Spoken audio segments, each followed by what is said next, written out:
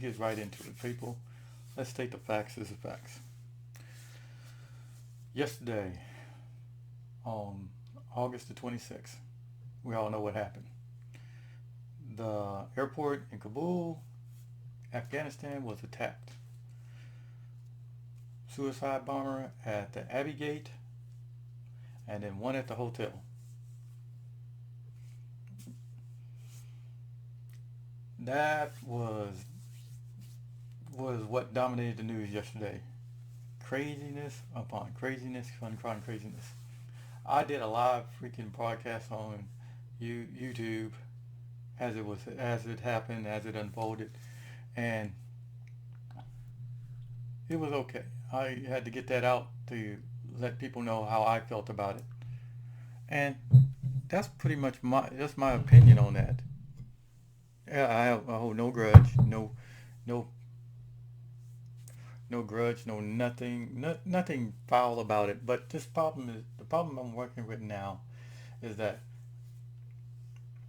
I had a I sh- I saw one of I was on Facebook and I saw one of my friends, and he has aspiration to be a politician, and he doesn't like the Biden administration, so he used the situation to push try to hold the administration accountable for it. Granted, his opinion, he can do whatever he wants. I just told him, like, please don't politicize this event. This is not to be politicized. I just asked, could you please not use this as a political mantra? This is not the time for it. Well, guess what that started, ladies and gentlemen? There started a whole bunch of people like, oh yeah, they're going, yeah, it's the Biden's fault. It's Biden's fault. It's Biden's administration's fault. Blah blah blah blah blah blah. Biden, Biden, Biden. Democrats, Democrat. Liberal, liberal, liberal. And then they came for me. I understand, people. I don't like politics. Don't care for them. When it comes time to elect, I choose. I weigh my options. I choose the best candidate, and if they're shady in the past, they're going to be shady in the future. So I try to sit there and see if the other candidate is better, and if the other candidate can't lead somebody out of a wet paper bag, then guess what? And there's no other choice but to choose the one that's already there. Better with the devil you know, and then the devil that you don't know. But in the case of this, I'm not a Trump fan. I'm not a Biden fan. Sleepy Joe, president, president of the United States. He, I'm here to tell you that this Joker, that is a job that I do not want. I had thought about it once or twice, but then I said, you know what, my past is a little bit more shadier than some of these Jokers, and I don't really want to relive any of those moments. But I digress and keep focused on what's going on. So back to the head. So his little troll followers, a couple of them, decided that they wanted to sit there and come for me. One had the audacity to call me a liberal, saying I'm a liberal sheep and oh, I'm trying to pass this thing. No, dude, you got it all freaking wrong. I don't want nobody to politicize anything on the freaking bodies of these dead soldiers, airmen, Marines, corpsmen, though any dead. Period. Don't build your platform on the dead. Don't take this opportunity right now, as it's fresh right now, to build your platform. That's all I'm saying. That's all I ever said. That's all I would think people should be doing. Mourning that we have a loss of life, not looking to blame something on somebody, because guess what, people? This was already dealt. This is a done deal. He was just following through what President Trump had already put in place. Yes, he extended the date because he knew how much the undertaking was going to be. But can you say that you could predict when a suicide bomber is going to strike? We don't trust the Taliban. Nobody trusts the Taliban. I'm watching this shit unfold. I'm pissed off just like any other veteran that served over there. I'm pissed off like everybody else. But for people to take the opportunity to sit there and point fingers, why don't you get off your ass and you run? You get off your ass and you get out there and do your footwork and you run for office and see how hard the fucking job is. Because guess what? I don't think it's easy. But for some of these, and I'm talking about the presidency. I'm not talking about the freaking senators that don't do shit, that's been there for 40, 50 years. I really think that along with term limits, there should be a freaking age limit. There should be an age limit for you to be president. Like cut that shit off at 70. If you're not president by the age of 70, then you shouldn't be running for office. Because if you saw President Biden yesterday, that man, after reporters kept asking him the same damn question, he put his head down. And that's his normal thing when he gets frustrated, when he really wants to say exactly what he wants to say on his mind, but he has to keep it civil. That's the one thing that I'm noticing about it between him and Trump. While President Trump, when he got pissed off, he freaking go on attack. President Biden wants to hold back because he still wants to keep it civil. He doesn't want to go down that rabbit hole. But you can tell that he's ready to go down there. And if y'all keep pushing this man, he will go the fuck off. I'm just saying that. I see the frustration on his face every time there's a stupid question asked.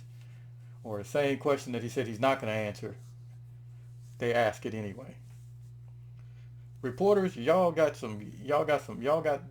House correspondent reporters that sit up in that bullshit thing. Y'all got some nerve. One idiot asked the dumbest question possible. Hey, can you release the names of those individuals killed? Really?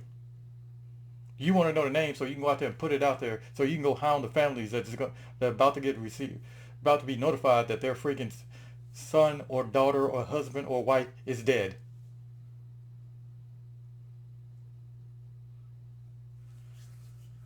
Okay, enough of that. Now back to the issue. That's all. With all that has been said, I have one gentleman decide that he wanted to question me about, I don't think you served.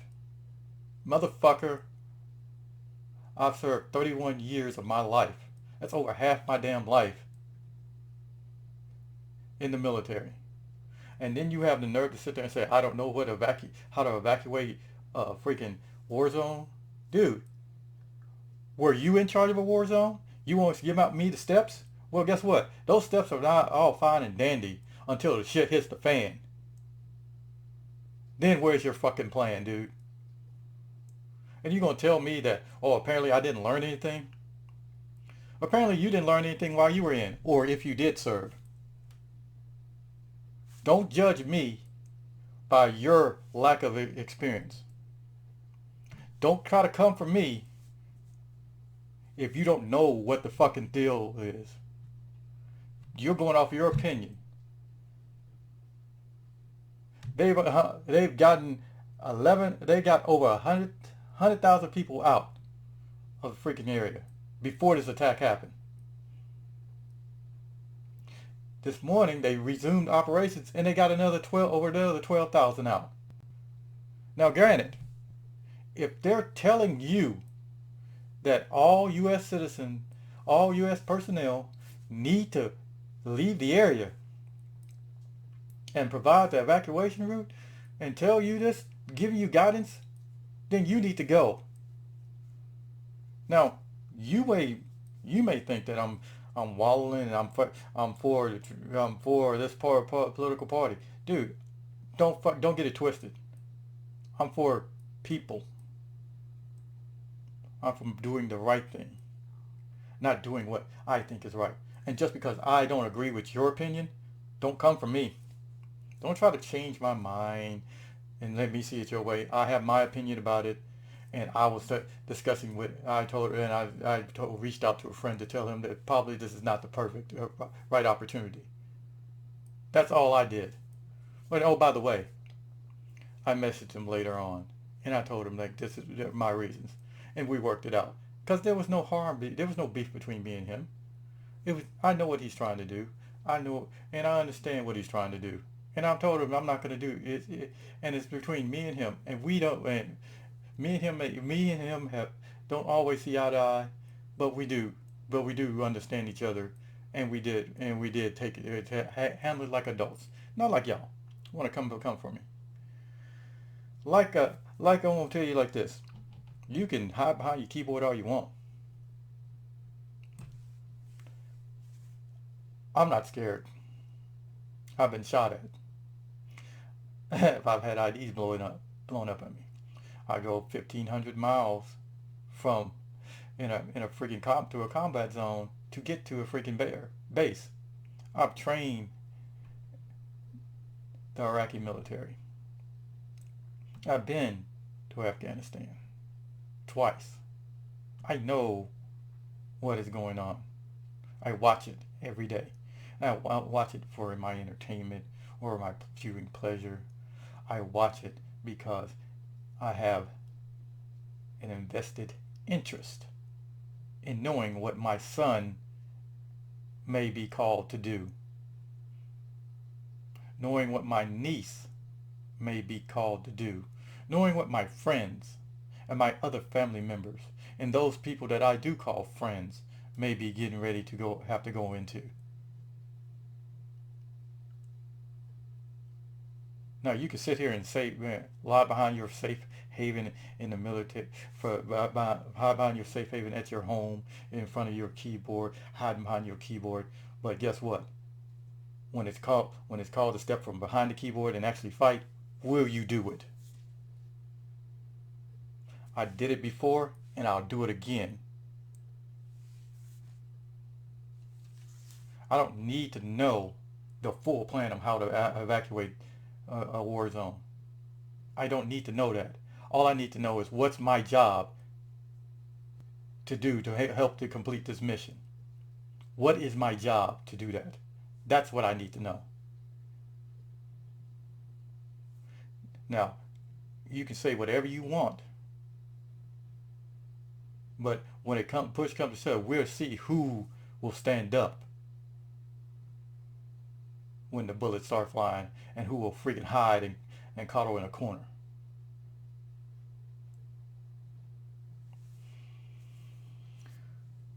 And that, my friends, is how I'm ending this. Just like that. You want to come for me? You have every opportunity to do so. But you better come correct, because I'm not playing. Not one bit, not 1 inch will I give for bullshit.